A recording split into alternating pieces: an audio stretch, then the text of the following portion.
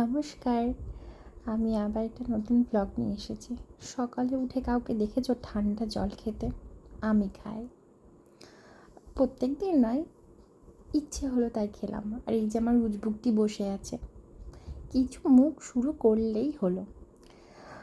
আচ্ছা, তোমরা কারা কারা এই লাফটার শেপ দেখো বলো তো? আমার খুব প্রিয়।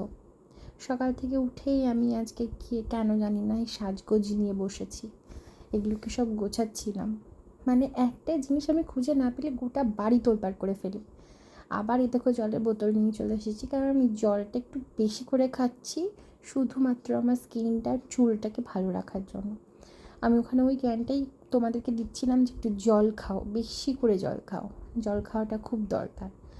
এই যে মানে এই বোতলটা কেনার পর থেকে না আমি জল তো সেরকম খেতাম না, বাট এই জলের বোতলটা কেনার পরে আমি একটু বেশি করে জলটা খাচ্ছি। কেন জানি না বোতলটা কেনার পর জলের